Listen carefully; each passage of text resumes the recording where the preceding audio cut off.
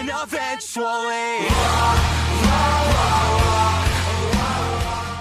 예, 모두 자리에서 일어나 주시기 바랍니다. 오늘 하나님께서 우리에게 주신 말씀은 디모데전서 5장 1절부터 4절 말씀입니다. 박상욱 성도님 성경 봉독해 주시겠습니다. 하나님께서 오늘 우리에게 주신 말씀은 디모데전서 5장 1절에서 4절까지의 말씀입니다. 말씀을 봉독하겠습니다. 늙은이를 꾸짖지 말고 권하되 아버지에게 하듯하며 젊은이에게는 형제에게 하듯하고 늙은 여자에게는 어머니에게 하듯하며 젊은 여자에게는 온전히 깨끗함으로 자매에게 하듯하라. 참 과부인 과부를 존대하라.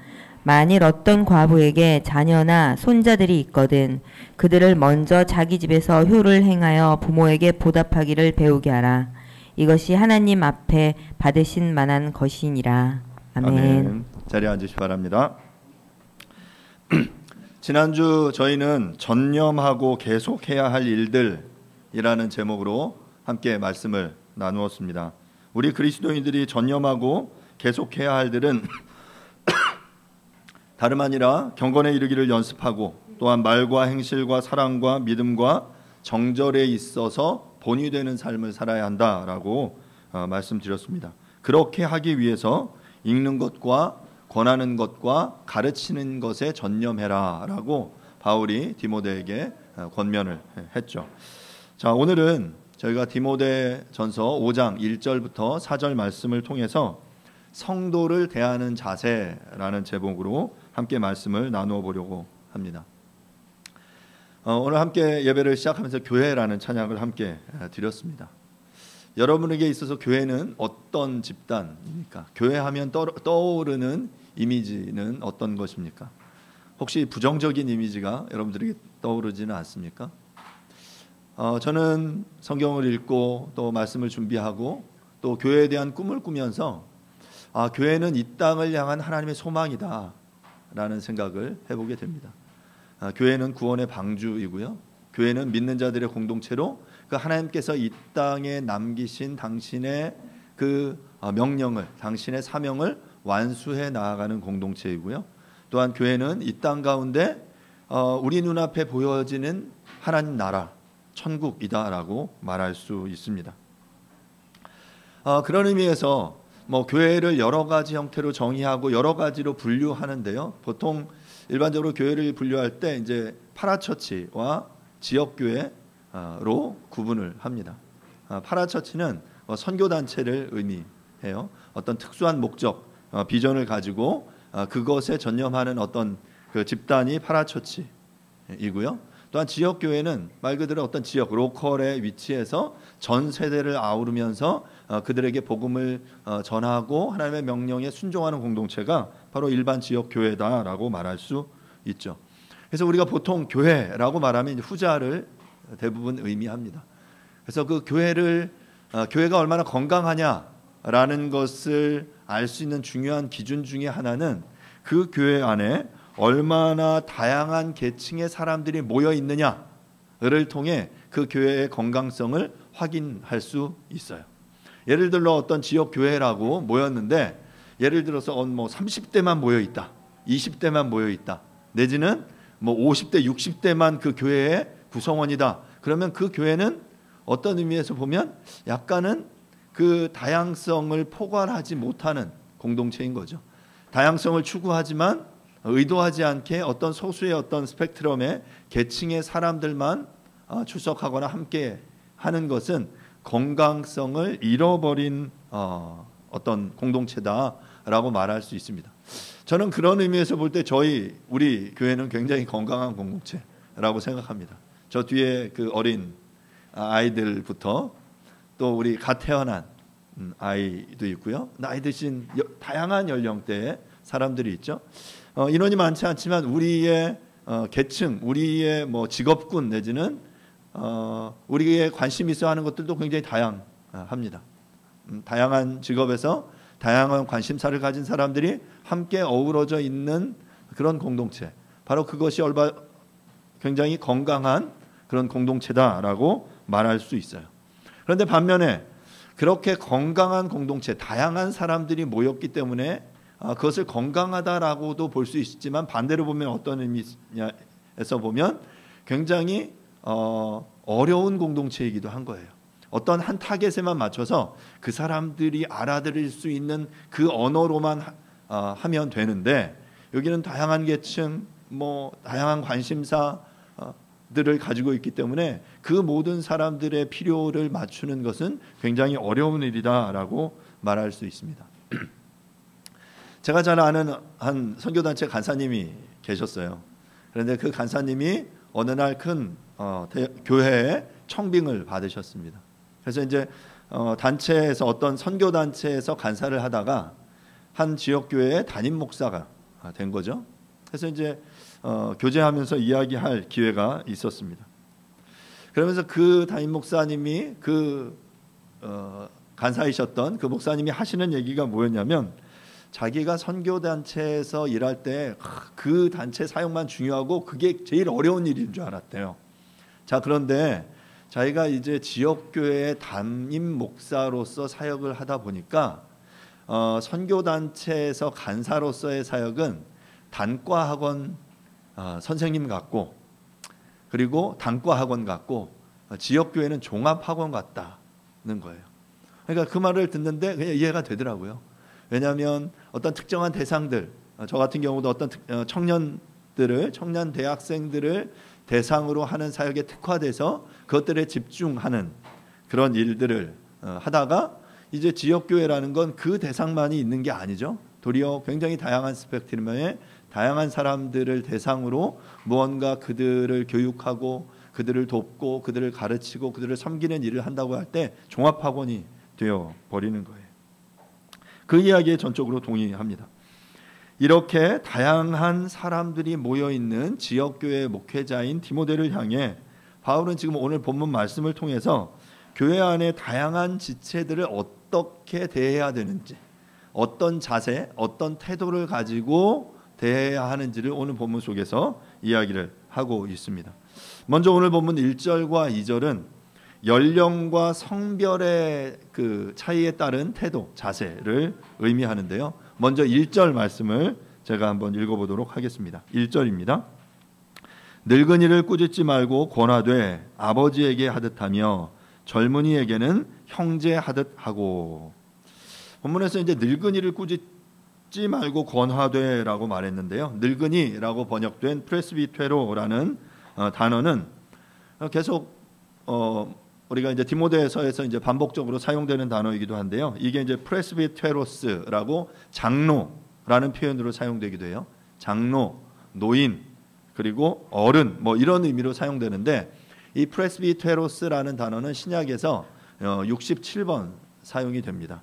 그 중에 67번 중에 62번이 장로, 지도자라는 의미로 주로 사용이 됐고요. 그래서 이 단어는 대부분 다 그냥 장로, 교회 안에 그런 지도자를 의미하는 단어인데 특별히 몇 번에 3번은 바로 오늘 본문과 같은 경우에 나이든 노인, 어른 남자를 지칭할 때 이 프레스베테로스라는 단어를 사용을 하고 있어요. 그래서 오늘 본문은 교회 안에 이 나이든, 여기 보면 이제 늙은이 해서 약간 좀 부정적인 뉘앙스이지만 그렇지는 않습니다. 나이든 남자, 어른 남자를 의미하는 표현이다라고 생각하시면 되고요. 그 어른 남자, 그 노인을 향해 뭐라고 이야기하냐면 꾸짖지 말고 권하라라고 말하고 있어요. 그러니까 왜 이런 표현이 있을까 생각을 해보면 이 특별히 이제 서신서 같은 경우는 그 교회적인 상황을 담고 있는 메시지이기 때문에 교회 안에 이런 일들이 벌어지고 있는 거예요. 노인들을 향해 이 본문에서 표현된 어른 남자, 늙은이들을 향해 꾸짖는 그런 모습들이 교회 안에 있었기 때문에 그래서는 안 된다. 그러지 말고 권해야 된다라고 설명하고 있는 거거든요. 그런데 이 꾸짖다라는 표현인 에피플렉세스는 그것의 원형은 에피플레소라는 단어인데요. 에피라는 뭐뭐 위에라는 표현과 플레소라는 이 표현은 주먹으로 치다라는 그런 의미, 때리다라는 의미예요. 그러니까 위에서 때리다라는 의미거든요. 그것이 바로 이 꾸짖다라는 표현인 거예요. 그래서 이 에피플레소라는 단어의 의미는 주먹으로 치다, 언어로 폭력을 가하다, 심각하게 화가 나서 질책하다라는 의미를 가진 매우 강력한 표현입니다. 그러니까 지금 본절에서는 그 교회 안에 나이 드신 분들, 늙은이들을 향해서 매우 공격적으로 심하게 질책하고 나무라는 것에 대해서 그래서는 안 되고 그들에 대해서 권해야 한다라고 지금 이야기하고 있는 것이죠. 신앙생활을 하다 보면 어린이나 젊은이뿐만 아니라 노인들도 하나님의 말씀에서 벗어나는 모습을 발견하게 됩니다. 노인들이라고 해서 목회자가 봐주고 넘어가서는 안 되지만 그렇다고 해서 너무 과격하게 질책을 해서는 안 된다라는 이야기인 것이죠. 목회자는 성도들을 말씀으로 바르게 지도해야 할 책임이 있는 사람들이기 때문에 나이가 많이 든 이들에 대해서도 적절한 조치를 취해야 하는데 이 과정에서 공격적인 어떤 언어로 그들을 꾸짖는 그들의 상처를 주는 그러한 행동을 해서는 안 되고 어떻게 해라? 아버지에게 대하듯 하는 태도를 취하라라고 본문이 설명을 하고 있어요. 마찬가지로 이제 권하다라는 표현은 우리가 많이 사용한 표현인데 파라칼레이라고 옆에서 말하는, 옆에서 조곤조곤 설명해주고 말하는 것, 성령께서 바로 그렇게 파라클레이토스, 우리 가운데 옆에서 계속 우리의 기도를, 우리의 바람을 하나님 앞에 이렇게 아뢰 드리는 분이 바로 성령이시거든요. 바로 그 성령을 파라클레토스라고 하는데 바로 권하다라는 표현이 바로 옆에서 그렇게 말하는 거예요. 그렇게 옆에서 말하듯이 우리가 그 교회 안의 어른들에게 그렇게 권하는 모습을 가져야 한다라고 설명을 하고 있는 거죠.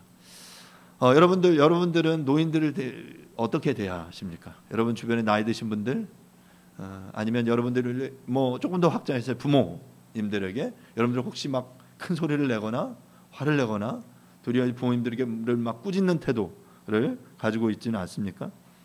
바울은 디모데에게 연장자에게 꾸짖지 말고 따뜻한 권면의 방식으로 충고하고 위로하라라고 가르치고 있는 거죠.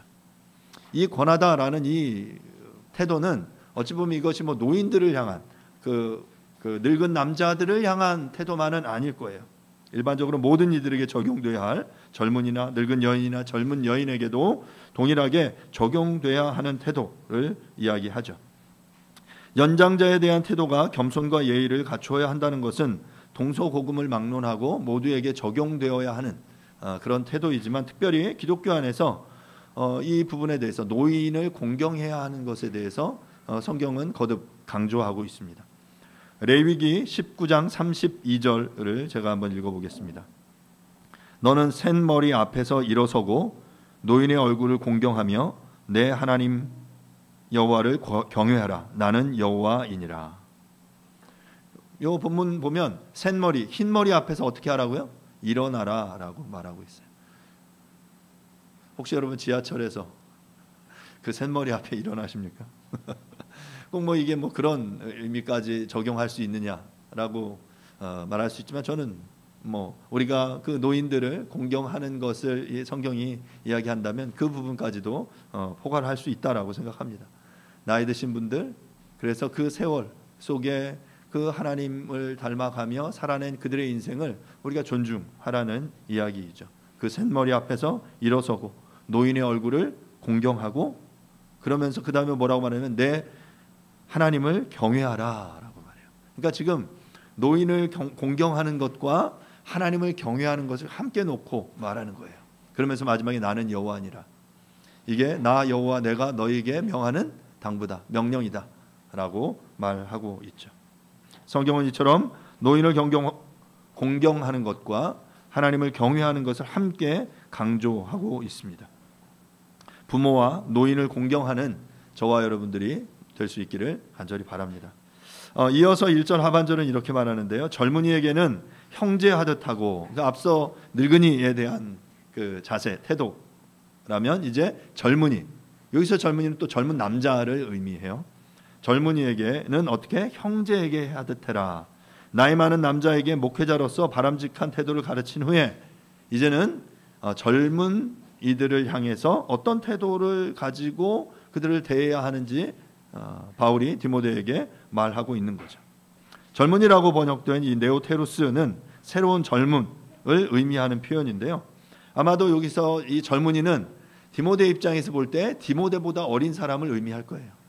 제가 지난주 설교하면서 이 디모데가 어느 정도 나이였을까, 연소함을 업신여기지 말라라고 말할 때 그는 어느 정도 나이였기 때문에 사람들이 그 교회 안의 목회자로서의 그 모습들을 사람들이 업신여겼을까, 뭐 이런 설명들을 하면서 아마도 디모데의 나이가 20대 후반에서 30대 초중반 사이였을 것이다 라고 말씀을 드렸습니다. 그런 입장에서 보면 지금 이 젊은이들은 디모데보다 어린, 아마 청년들이지 않을까 싶어요. 20대 초반 중반의 그런 청년들 정도가 되지 않을까요? 이 젊은이들 향해 어떤 태도를 갖춰야 하는지 바울은 말하는데요. 디모데에게 이들을 형제처럼 대하라라고 권면하고 있습니다. 형제라는 이 표현은 아델포스인데요. 뭐 아델포스 설명드렸죠. 저희가 데살로니가전서 설명하면서 아델포스는 아라는 same 같다라는 표현과 델푸스라는 자궁이라는 표현의 합성어예요. 같은 자궁에서 태어난 사람, 바로 그들이 형제인 거죠. 그러니까 혈연 공동체로 한 가족 구성원을 의미하는 표현인데, 바로 이 아델포스라는 이 표현이 초대 교회 안에 그리스도를 통해 한 아버지 되시는 하나님을 모시는 교회의 공동체 구성원을 부르는 호칭으로 자연스럽게 차용된 거예요. 그러니까 한 배에서 나온 형제를 의미하는 단어가 교회 안에 들어와서 이제 교회의 한 하나님, 그리고 예수 그리스도를 머리로 하나님을 아버지라고 고백하는 그 공동체가 된 거죠. 그래서 우리는 한 가족이다, 그래서 우리는 한 형제다라고 말하는 거예요. 그래서 그 교회 안에 그 젊은이들을 바로 그렇게 형제처럼 대해라라고 말하고 있는 것입니다. 여기서 그러면 이 형제라고 부르는 이 표현은 뭐 여러 가지로 우리가 생각해 볼 수 있지만, 그들과 함께 우애가 포함된 평등한 관계를 유지하다라는 그런 의미일 뿐만 아니라 그들을 같은 믿음을 가진 동역자로 여기다라는 그런 의미입니다. 물론 평등함이나 신앙적 동질성에 대한 의식이 목회자로서의 권위를 배제하라는 의미는 아닙니다. 단지 목회자로서 권면해야 할 바를 간과하지 말되 그리스도 안에서 한 형제인 젊은이들을 사랑과 관용으로 대할 것을 이야기하고 있는 거죠. 그런 입장에서 보면 목회자는 이런 균형을 잡는 게 제일 어려운 부분이라고 생각이 돼요. 저도 뭐 이렇게 청년 사역을 하면서 이 어떤 사역자로서의 정체성이 그들과 동일한, 그들과 완전히 같아져야 되느냐, 아니면 목회자로서의 권위를 가지고 그들과 구별되는 어떤 권위를 드러내야 하느냐라는 이 딜레마가 있습니다. 이 이제 균형을 잡는 게 중요한 것이죠. 어떤 입장에서는 그들과 다른 영적인 권위를 가지고 그들을 인도하고 가르치는 역할을 감당해야 하기도 하지만, 그러면서 동시에 그들 그런 입장에서 분리되고 이렇게 개토화되는 것이 아니라 그들과 한 몸을 이루며 한 형제로서의 동질감을 함께 누릴 수 있는, 그러니까 분리가 아니라 이제 구별이 중요한데요. 구별이라는 건 그들과 이렇게 떨어지는 게 아닙니다. 그들을 저 멀리 너는 나와 다른 존재들이야 라고 하는 게 아니라 우리는 같아, 우리는 한 형제야. 하지만 그 형제 안에서 어떤 그 하나님이 주신 은사와 또한 지위, 역할에 따라서 그 역할들이 달라지는 것, 그것들을 잃지 않는 긴장감을 유지하라는 것이죠. 바로 노인들과 바로 그 교회 안의 그 젊은이들을 향해서 바울이 디모데에게 그런 목회자로서의 그런 균형 잡힌 태도를 유지해야 한다라는 것을 이 본문은 우리에게 말해주고 있는 것입니다. 마찬가지로 2절은 그러니까 1절과 2절은 동일한 구조예요. 이렇게 패턴을 놓고 보면 이렇게 언어의 사용도 굉장히 이렇게 대칭적인 언어들을 사용하고 있는데요. 2절 본문을 제가 읽어보겠습니다. 늙은 여자에게는 어머니에게 하듯하며 젊은 여자에게는 온전히 깨끗함으로 자매에게 하듯 하라. 이렇게 대칭되는 게 보이시죠? 앞에 1절은 늙은이, 2절은 늙은 여자. 그리고 어떻게 하라고요? 앞에는 아버지에게 다 하듯하고 여기는 어머니에게 하듯하고, 젊은이, 젊은 여자, 그리고 형제에게 하듯하고 자매에게 하듯하라. 이게 대칭되는 표현이라는 것을 여러분 아실 수 있습니다.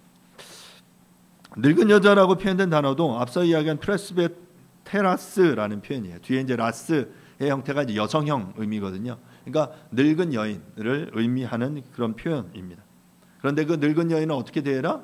앞에 파테르 아버지에게 하듯 늙은이를 대한다면 늙은 여인은 어머니에게 하듯 대해라라고 이제 메테르라는 표현이 사용이 돼요. 그게 어머니라는 표현이거든요. 이어져서 늙은 이 늙은 여자라면 이제 그 젊은 여자에게 이야기하는데요. 그런데 이 1절과 2절의 구조가 이제 거의 동일한 대칭인데 좀 유일하게 다른 표현이 하나 들어가는 게 있는데 뭐냐면 바로 젊은 여자에게 대하라고 말할 때 뭔가 한 가지 표현이 더 이렇게 추가되는 것을 볼 수 있습니다. 젊은 여자와 관련된 부분에서는 젊은 목회자였던 디모데를 의식해서 아마 한 가지 권면을 추가하는 것으로 보입니다. 앞선 젊은이에게 대응되는 표현이라면 젊은 여자에게는 자매에게 하듯 하라 하고 하면 그 완벽한 대칭을 이루는데 여기는 한 가지를 추가해요. 뭐냐면 젊은 여자에게는 온전히 깨끗함으로 자매에게 하듯 해라라는 이 표현이 추가되는 것을 볼 수 있습니다. 요 온전히 깨끗하게 해라 엔파세 하그네이아라는 표현인데요. 여기 깨끗하게가 하그네이아라는 표현이에요. 앞에 4장 12절에서는 이 하그네이아라는 표현이 정절이라는 표현으로 사용이 되었습니다. 그러니까 이 표현은 깨끗한, 정결한, 순전한 의미를 의미하는데요. 사상과 행위에 있어서 도덕적으로나 종교적으로 철저한 순결을 의미하는 그러한 표현이라고 말할 수 있습니다. 그러니까 이 젊은 여자들과의 관계에 있어서 그 디모데에게 뭔가 조금 더 너가 조심해야 될 부분이 있어 라고 말하는데 1차적으로는 아마도 성적인 유혹을 조심하라는 권면이었던 것으로 보여요. 온전히 깨끗함으로 그 젊은 여자를 대하는 것이 더 나아가서 몸과 마음 전체에 있어 하나님의 도덕률에 합치하는 전결한 상태를 유지해라 라는 권면이겠죠. 그러니까 1차적으로는 그 어떤 성적인 부분이라면 조금 더 나아가선 그 모든 영역에서 정결함을 조금 더 유지하기 위해서 노력해라 라고 말하는 거죠. 그런 의미에서 보면 왜냐하면 그런 관계가 그런 정결함을 유지하지 못하게 하는 어떤 위험스러운 요소가 더 포함되어 있기 때문에 조금 더 이런 권고들을 하고 있는 것으로 볼 수 있습니다. 이런 순결한 깨끗한 태도는 젊은 여자에게뿐만 아니라 모두에게 요구되는 것이지만 특별히 젊은 여인과의 관계에서 이 부분들이 더 필요하다라고 바울은 판단한 거죠. 예, 저는 굉장히 필요한 부분이다라고 생각해요. 특별히 이제 목회자들 교회라는 이 단체 공동체 안에서 그 남성이 가지고 있는 그런 어떤 그 종교적인 권력, 힘이 때로는 잘못된 형태로 작동될 때 그것이 그 위계나 잘못된 표현으로 뭐 가스라이팅을 일으키거나 그래서 그 어떤 상대를 우리가 그 상처를 주는 그런 모습들이 교회 안에 굉장히 많이 드러나기 때문이죠. 이렇게 교회 안에 그 연령과 그 계층에 대한 설명을 하고 나서 이제 독특하게 3절부터 이후의 본문에서는 한 대상에 대해서 좀 더 집중적으로 설명을 이야기하고 있는데요. 교회 안에 과부에 대한 태도입니다. 3절 본문인데요. 3절을 읽겠습니다. 참 과부인 과부를 존대하라. 그러니까 여기서 말하는 참 과부라는 표현이 여기서 참이라는 표현은 온토스. 그러니까 영어 표현을 보면 트룰리 내지는 리얼리라는 단어로 표현돼요. 그러니까 진정한 과부, 참 진짜 과부. 그러니까 아마 가짜 과부가 있다는 거죠. 그러니까 뭐가 그러면 참 진짜 과부냐라는 건데요. 과부라는 단어는 말 그대로 남편이 죽은 여자를 의미합니다. 그런데 본문에서 말하는 참 과부는 뭐 남편이 죽지 않았는데 과부인 척하는 것이 아니라 여기서 본문이 말하는 참 과부는 정말로 도움이 필요한 과부를 의미합니다. 남편이 죽음으로 스스로 살아갈 능력이 없거나 지참금이나 자신을 돌보아줄 친척이 없는 매우 궁핍한 과부를 의미하는 것이죠. 왜냐하면 우리가 알듯이 초대교회 안에 교회가 섬겨야 할 중요한 어떤 대상들 중에 고아와 과부가 대표적이었거든요. 사도행전 6장 1절부터 6절을 보면 초대교회 시절 교회 내 빈곤 계층을 대표하는 집단이 이 과부였던 것을 알 수 있습니다. 사도행전 6장 1절부터 6절을 제가 한번 읽어보겠습니다. 그때 제자가 더 많아졌는데 헬라파 유대인들이 자기의 과부들이 매일의 구제에 빠짐으로 히브리파 사람을 원망하니 12사도가 모든 제자를 불러 이르되 우리가 하나님의 말씀을 제쳐놓고 접대를 일삼는 것이 마땅하지 아니하니 형제들아 너희 가운데서 성령과 지혜가 충만하여 칭찬 듣는 사람 7을 택하라. 우리가 이 일을 그들에게 맡기고 우리는 오로지 기도하는 일과 말씀 사역에 힘쓰리라 하니 온 무리가 이 말을 기뻐하여 믿음과 성령이 충만한 사람 스데반과 또 빌립과 브로고로와 니가노르와 디몬과 바메나와 유대교에 입교했던 안디옥 사람 니골라를 택하여 사도들 앞에 세우니 사도들이 기도하고 그들에게 안수하니라. 특별히 6장 1절에 이제 그런 이야기들이 나오죠. 제자가 많아졌어요. 성도들이 점점 많아져요. 교회가 성장해 가는 거예요. 그랬을 때 헬라파 그리스도인들이 있고 히브리파 그리스도인들이 그거 아래에 있었어요. 그런데 교회가 구제를 하는데 문제는 뭐냐면 점점 사람이 많아지자 헬라파 유대인들 중에 과부들이 구제의 대상에서 제외되는 일들이 발생하게 돼요. 그러자 왜 우리 이 사람들은 안 챙겨주는 거야 하고 이제 불평을 하게 됐고 이 문제가 아마 더 굉장히 심각해졌기 때문에 그대로 두면 안 되겠다라고 초대교회의 지도자들이 판단을 했어요. 그래서 그들이 선택한 것이 무엇이었냐면 바로 집사들을 7명 택하는 것이었습니다. 그래서 집사들의 역할이 바로 뭐냐면 이렇게 구제하는 일에 집중함으로 사도들이 말씀과 기도에 전무하도록 집중할 수 있도록 그 역할들을 맡아 감당한 것이었죠. 바로 이 구제의 대상, 이 일들을 하는데 본문에서는 이제 뭐 접대를 일삼는 것이라고 표현했는데요. 이전에 개역 한글에는 공궤하는 것이라고 했어요. 뭐 이것은 이렇게 재정 출납을 주로 의미하는 표현이기도 했고요. 음식을 대접하는 그런 의미이기도 합니다. 그러니까 구제하는 일이 그런 거잖아요. 그들에게 재정적인 필요를 도와주고 아니면 정말 먹을 것이 없어 힘들어하는 이들에게 먹을 것을 제공하고 공급해주는 역할이 바로 구제하는 일인데 그 일들을 바로 이 집사들이 집중해서 감당하도록 초대교회가 시스템을 만들어낸 거죠. 그리고 그 구제의 아주 중요한 대상이 바로 과부였던 것을 알 수 있습니다. 이렇게 사도들뿐만 아니라 예수님께서도 과부들에게 큰 관심을 복음서에서 보여주세요. 마가복음 12장 42절부터 44절을 제가 읽겠습니다. 한 가난한 과부는 와서 2렙돈 곧 한 고드란트를 넣는지라. 예수께서 제자들을 불러다가 이르시되 내가 진실로 너에게 이르노니 이 가난한 과부는 헌금함에 넣는 모든 사람보다 많이 넣었도다. 그들은 다 그 풍족한 중에서 넣었거니와 이 과부는 그 가난한 중에서 자기의 모든 소유 곧 생활비 전부를 넣었느니라 하시니라. 이 마가복음 이 본문 속에서 예수님께서는 그 한 가난한 과부가 그 헌금하는 것에 주목하셨어요. 그러니까 지금 예수님의 관심이 어디가 있는지 아시겠죠? 뭐 수많은 사람들이 헌금하면 헌금을 했을 거예요. 그런데 지금 이 가난한 과부의 헌금에 주님은 주목하셨죠. 누가복음 7장 본문에 보면 나인성 과부 아들의 그 죽음에 주님은 주목하셨고요. 누가복음 18장에 보면 과부와 재판관의 비유를 통해 그 과부의 끈질긴 기도에 대해서 주님께서는 말씀해 주셨습니다. 이 신약뿐만 아니라 구약에서도 과부에 대해서 관심을 보이며 이를 언급한 구절들이 다수 등장을 합니다. 왜 성경은 이렇게 구약에서부터 신약, 예수님 또 사도들도 이 과부들에게 관심을 보이고 집중할까? 그것은 우리가 섬기는 하나님은 바로 고아와 과부들, 소자들의, 약자들의 아버지이시기 때문입니다. 바로 우리의 그 관심과 돌봄이 필요한 그 대상들을 향해 주님은 주목하시고 그들에게 관심을 가지시는 거죠. 마찬가지로 그렇기에 교회는 그들을 향해 관심을 가지는 것이 마땅합니다. 자, 그런데 그 참 과부인 과부를 어떻게 해라? 존대해라. 그 대상들을 이해하고 그 세상의 존재, 그들이 무엇이 필요한지를 이해하고 그들에게 어떠한 태도로 그들에게 공급해야 할지를 설명하면서 존대하라라고 이야기를 하고 있어요. 이 존대하라라는 티마라는 표현인데요.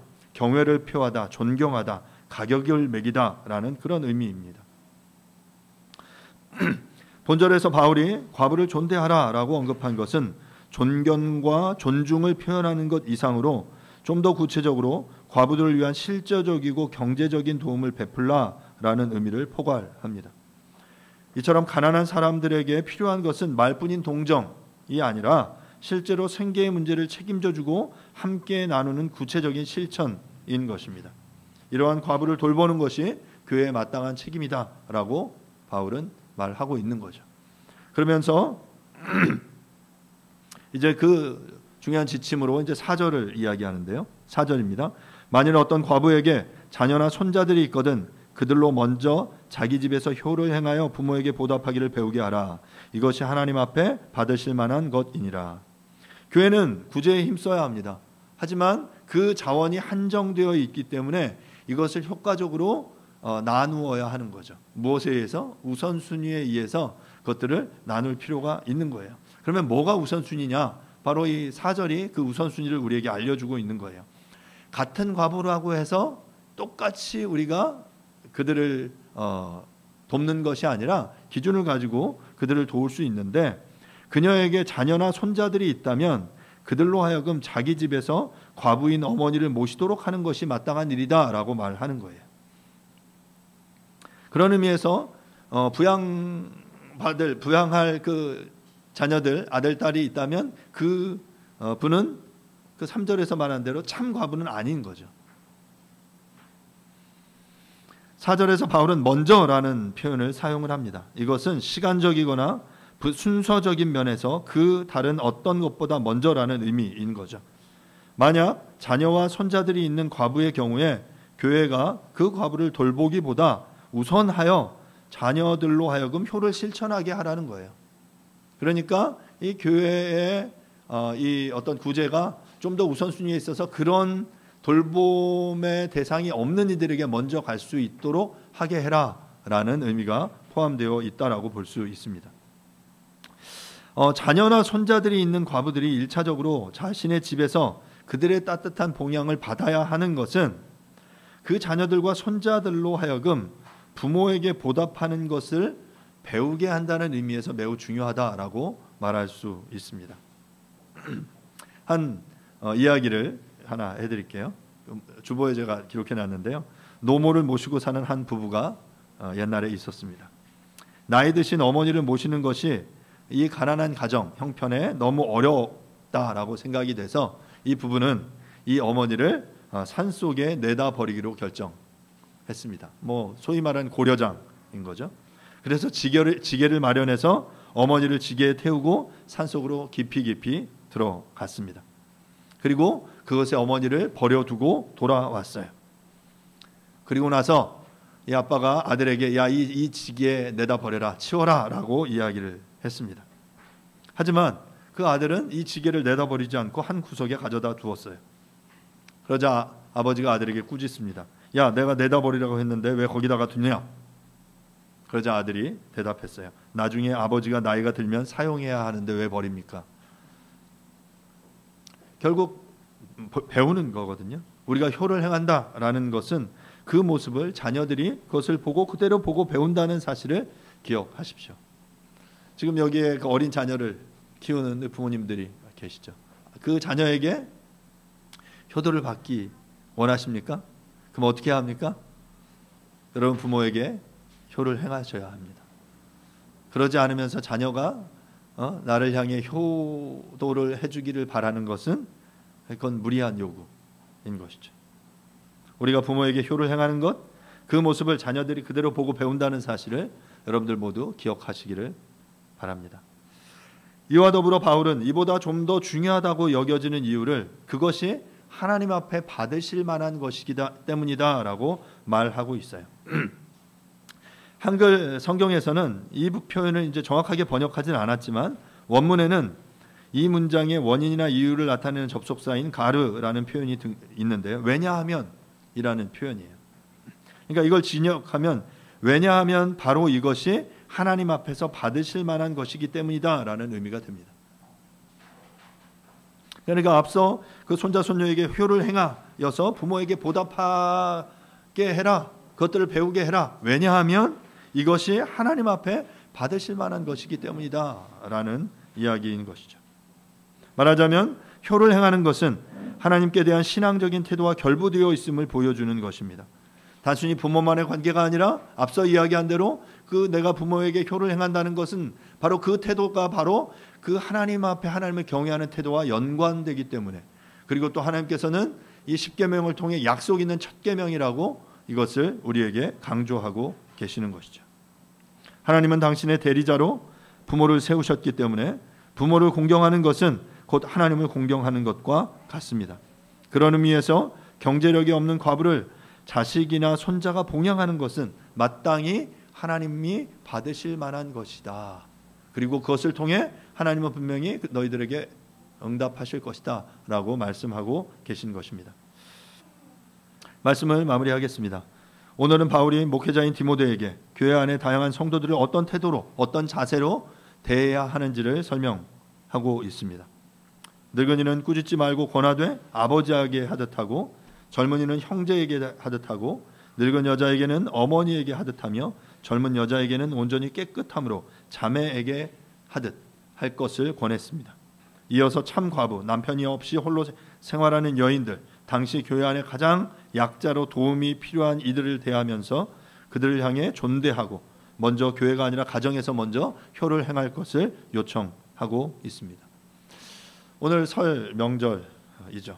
어찌 보면 우리에게 주시는 좋은 중요한 말씀이다라고 생각합니다. 주변의 모든 이들을 가족들을 대하듯 대할 뿐만 아니라 먼저 자기 집에서 나의 부모, 형제에게 효를 행하고 또 그들을 형제, 자매 대하듯 하는 그런 저와 여러분들이 될 수 있기를 간절히 바랍니다. 나의 행실을 보고 나의 자녀들이 뒤따라온다라는 사실을 여러분 잊지 마시고 할 수 있거든 최선을 다해 부모를 공경하는 저와 여러분들이 될 수 있기를 간절히 바랍니다. 바로 이것이 하나님을 향한 우리의 태도입니다. 이 시간 다 함께 말씀을 생각하시면서 잠시 한번 기도하도록 하겠습니다. 하나님, 나는 사람들을 대할 때 어떤 태도를 가지고 있습니까? 나이 드신 분들, 아니면 젊은 어린이들, 또 나의 부모, 자녀들 대하면서 도움이 필요한 이들을 향해 우리는 어떠한 자세로 그들을 향해 나아갑니까? 군림하거나 또한 꾸짖는 자세가 아니라 우리가 권면하고 그들과 같은 위치에서 그들의 아픔을 함께 품고 또한 그들에게 필요한 것들을 적절히 공급하는 그런 성숙한 그리스도인들이 될 수 있기를 간절히 바랍니다. 이 시간 함께 잠시 조용한 목소리로 기도하도록 하겠습니다. 하나님 아버지, 은혜를 감사드립니다. 우리를 구원해 주시고 우리를 보내주셔서 감사합니다.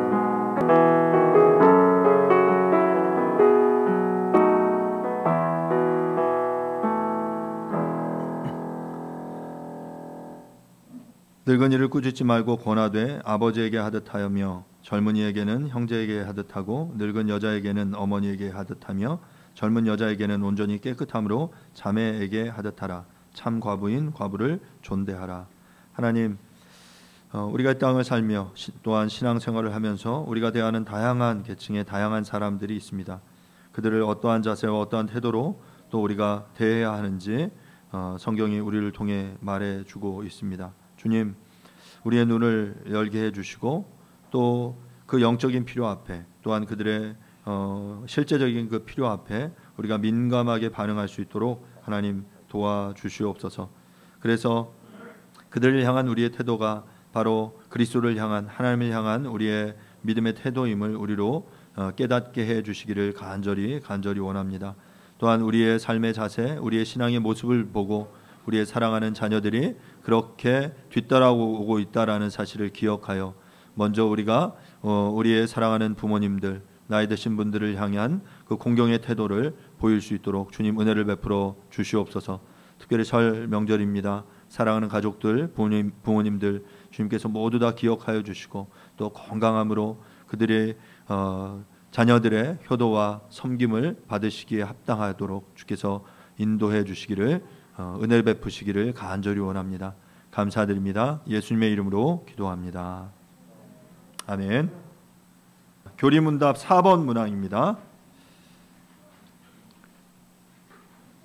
하나님은 우리를 어떻게 왜 창조하셨습니까? 하나님은 자신의 형상을 따라 남자와 여자로 우리를 창조하셨습니다. 그것은 그분을 알고 사랑하며 그분과 함께 살아가고 그분을 영화롭게 하기 위해서였습니다. 따라서 하나님께 지음받은 우리가 그분의 영광을 위해 살아가는 것은 당연한 일입니다. 아멘. Happen eventually.